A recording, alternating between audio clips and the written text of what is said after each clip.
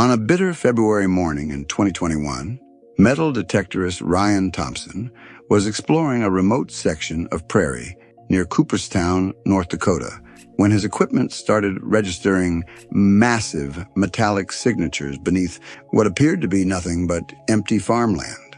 The readings were unlike anything he'd encountered before. Not the scattered coins or farm equipment that typically triggered his detector, but dense geometric patterns that suggested large-scale construction buried just beneath the surface. When Ryan began carefully excavating one of the strongest signals, his shovel struck concrete within 18 inches of the surface. What he had uncovered was the ventilation shaft of a massive underground bunker, part of a Cold War-era missile defense system that officially didn't exist in that location.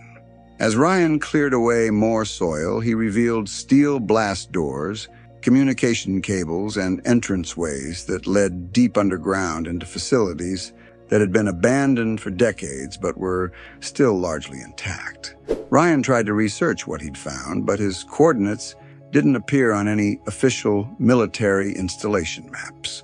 The Department of Defense had no record of bunkers in that area.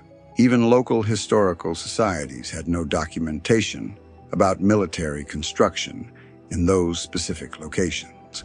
What Ryan had discovered was just one piece of North Dakota's hidden Cold War infrastructure, a network of secret bunkers, command centers, and defensive installations that were built throughout the state during the 1950s and 1960s, then deliberately concealed from public knowledge when they were decommissioned. You're watching Undiscovered America, where we explore overlooked corners of the country that most maps and travel guides won't show you. Today, we'll venture into the classified North Dakota that was created during America's most paranoid period, where the endless prairie conceals some of the most sophisticated military installations ever built, and where the question isn't just what's hidden beneath these wheat fields, but why the government has invested so much effort in making sure you never find out about it.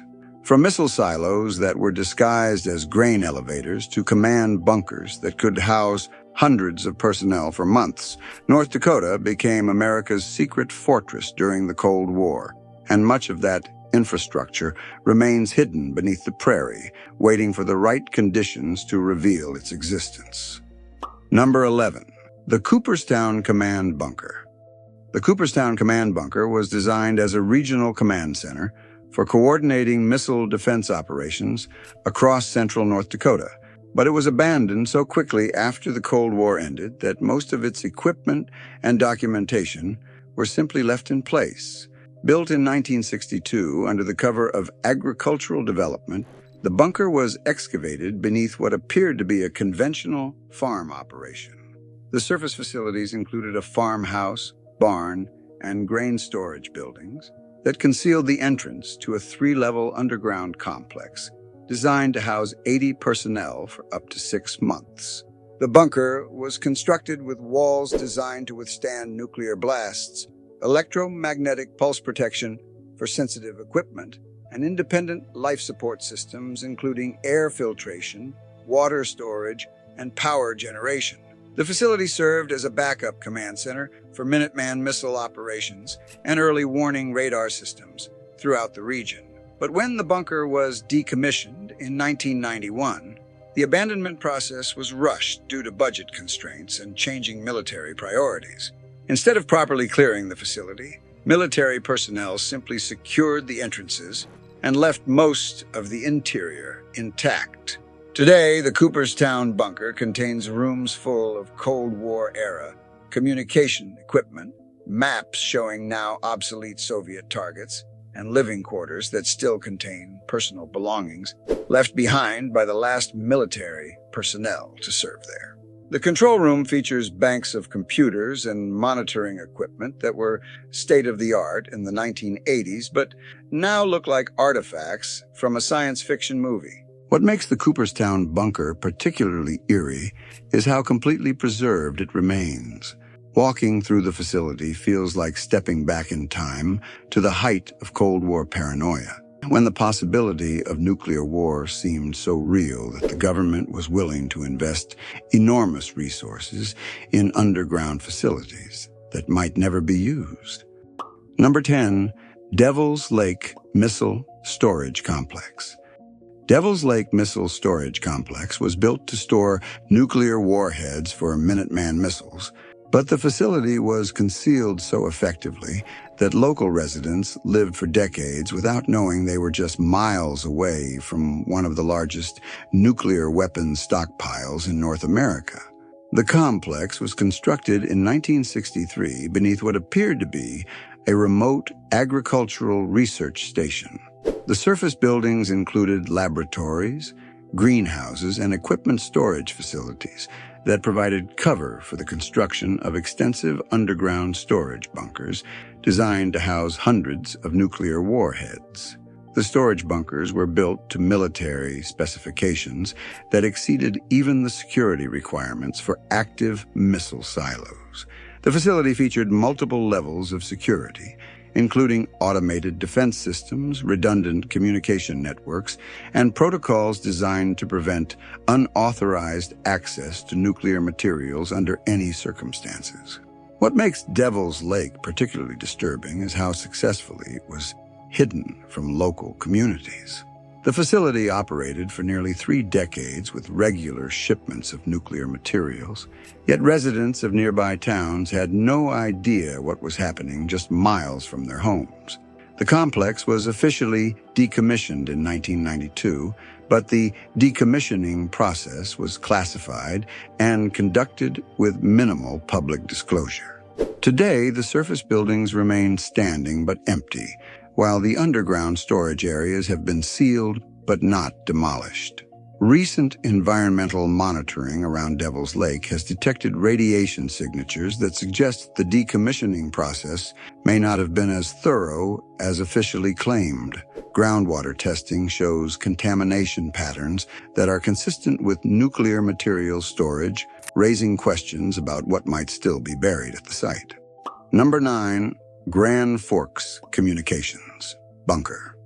Grand Forks Communications Bunker served as a critical link in the military's Cold War communication network, but it was built using technology so advanced that much of the equipment remains classified even though the facility has been abandoned for over 30 years.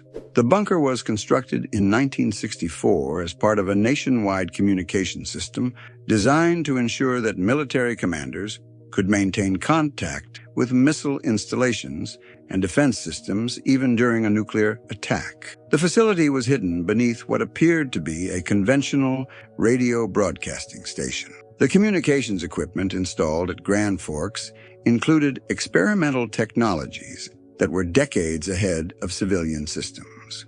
The facility could intercept and decode Soviet communications, coordinate with military satellites, and maintain secure contact with other bunkers throughout North America. But the Grand Forks bunker also served functions that went beyond simple communication. The facility included data processing equipment designed to analyze intelligence gathered from various sources, computer systems that could model nuclear attack scenarios, and command capabilities that would allow facility personnel to coordinate military responses independently. When the bunker was abandoned, but much of the computer infrastructure was simply left in place because the technology was still classified. Today, the facility contains rooms full of abandoned computer equipment that represents some of the most advanced military technology of the 1980s. What makes Grand Forks particularly intriguing is that some of the communication systems appear to have remained active even after the facility was officially closed. Local radio operators occasionally detect transmissions from the area that use military frequencies and encryption methods that suggest someone is still using parts of the abandoned facility. Number 8. Minot Early Warning Station. Minot Early Warning Station was built to detect incoming Soviet missiles and provide advance warning to military commanders.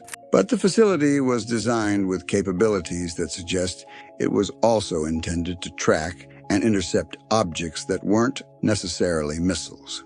Constructed in 1965, the station featured radar systems that were far more sophisticated than what was needed for simple missile detection. The facility could track multiple objects simultaneously, analyze flight patterns that didn't match known aircraft or missile characteristics, and coordinate with other tracking stations to monitor activities in North American airspace. The radar installations at Minot were built using experimental technology that remained classified long after similar systems were declassified elsewhere.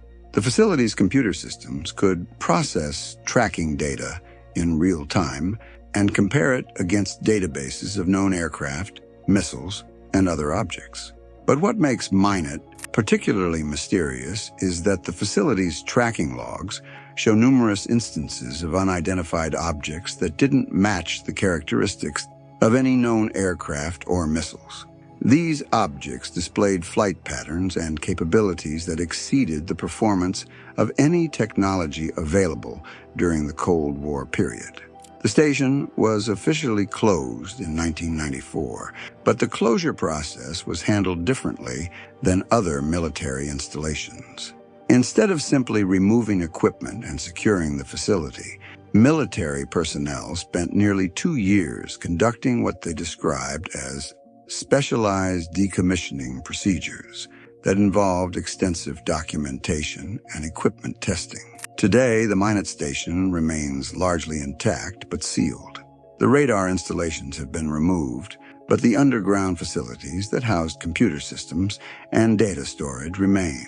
Local residents occasionally report seeing government vehicles at the site, suggesting that some form of monitoring or maintenance continues. Number 7. Bismarck Underground Command Center. Bismarck Underground Command Center was designed to serve as an alternative state government headquarters during nuclear emergencies. But the facility was built with capabilities that suggest it was intended to coordinate far more than civilian emergency response. The command center was constructed in 1966 beneath the North Dakota State Capitol complex, with entrances hidden within existing government buildings. The facility was designed to house state government officials, military commanders, and emergency personnel for extended periods during national crises. But the Bismarck facility included equipment and capabilities that went far beyond what would be needed for state government operations. The command center featured military-grade communication systems, weapons storage areas, and command capabilities that would allow coordination with federal military operations. The facility also included areas that were restricted even to state government officials with high-level security clearances. These sections contained equipment for monitoring and analyzing intelligence, computer systems for tracking military operations, and communication capabilities for coordinating with other command centers throughout North America. What makes Bismarck particularly significant is that the facility appears to have been designed as more than just an emergency command center.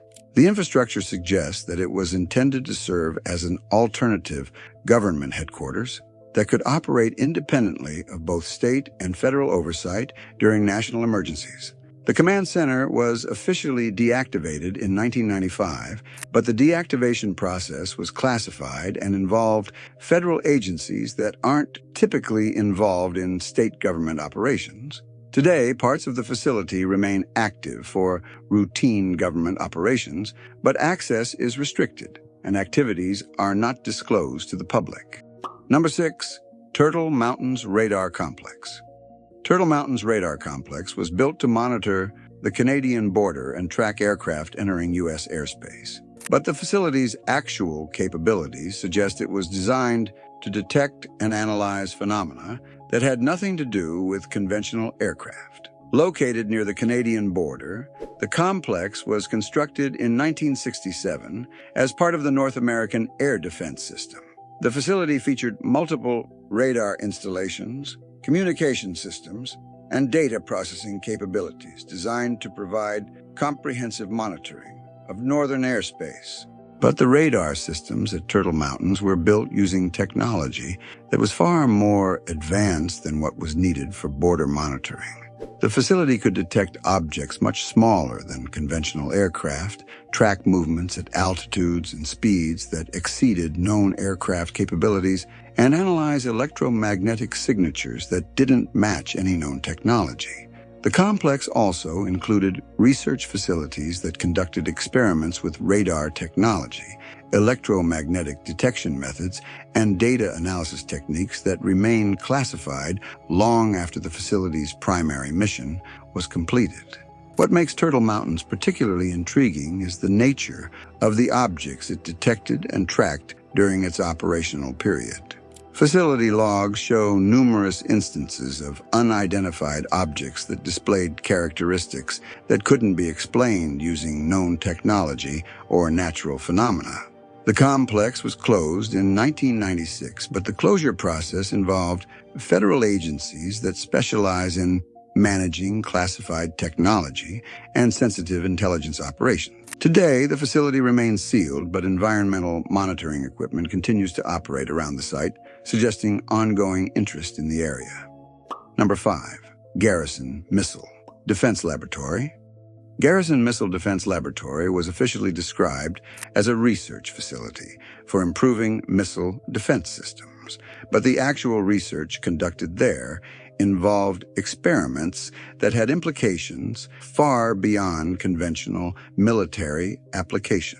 Built in 1968, the laboratory was hidden within what appeared to be an agricultural research center near Garrison. The surface facilities included laboratories, testing areas, and administrative buildings that provided cover for extensive underground research installations.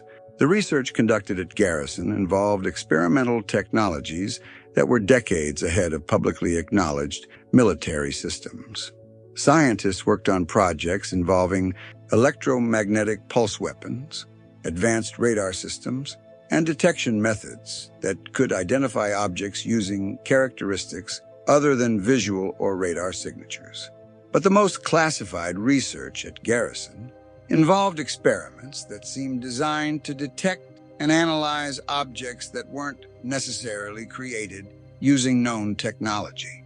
The laboratory developed instruments that could analyze electromagnetic signatures, material compositions, and energy emissions that didn't match any known aircraft or weapons system. The laboratory was closed in 1997, but the closure process was handled by specialized federal teams that spent nearly 3 years removing equipment and documentation. The thoroughness of this process suggests that the research conducted at Garrison involved technologies or discoveries that remain highly classified. Today, the Garrison site appears to be completely abandoned, but geological surveys show that underground facilities remain intact.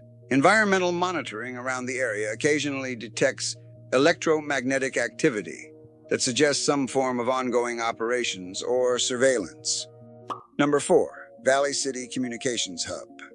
Valley City Communications Hub served as a central coordination point for military communications throughout North Dakota, but the facility's actual capabilities suggest it was designed to intercept and analyze communications that weren't necessarily from conventional military sources. Constructed in 1969, the hub was built beneath what appeared to be a commercial telecommunications facility. The surface buildings housed equipment for civilian telephone and radio services, while underground installations contained highly sophisticated military communication and data processing systems. The communications equipment at Valley City could intercept and decode transmissions across virtually the entire electromagnetic spectrum. The facility could monitor military communications, civilian broadcasts, and signals that used frequencies and modulation methods that didn't match any known communication technology. The hub also included computer systems designed to analyze communication patterns, identify unusual transmission characteristics, and coordinate with other monitoring stations to track the sources of unidentified signals. What makes Valley City particularly mysterious is that much of the communication monitoring conducted there focused on signals that didn't originate from known terrestrial sources. Facility logs document numerous instances of transmissions that appeared to come from locations where no known transmitters existed. The hub was decommissioned in 1998, but the decommissioning process involved federal agencies that specialize in signals intelligence and electronic surveillance. Today, the facility appears abandoned, but local electronics enthusiasts occasionally detect transmissions from the area that use military encryption methods. Number 3, Williston Border Monitoring Station. Williston Border Monitoring Station was built to observe activities along the Canadian border, but the facility's monitoring capabilities suggest it was designed to track movements and activities that extended far beyond conventional border security. Located in a remote area near the Canadian border, the station was constructed in 1970 with monitoring equipment that could observe activities across a wide area of North Dakota and southern Canada. The facility included optical surveillance systems, electronic monitoring equipment, and data processing capabilities for analyzing border activity. But the monitoring systems at Williston were far more sophisticated than what would be needed for routine border security. The facility could track individual vehicles and aircraft across hundreds of miles, monitor electromagnetic emissions from various sources, and coordinate with other installations to provide comprehensive surveillance coverage. The station also included capabilities for monitoring and analyzing activities that didn't involve conventional vehicles or aircraft.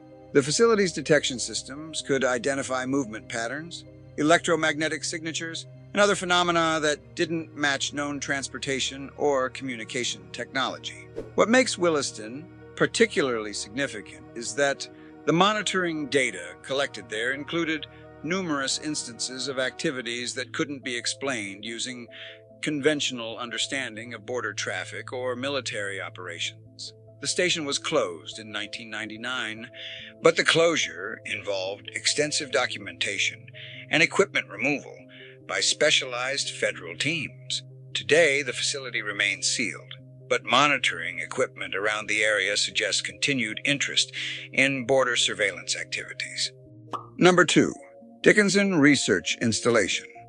Dickinson Research Installation was officially described as an agricultural research facility, but the actual research conducted there involved experiments with technologies that had potential military applications far beyond conventional weapons development.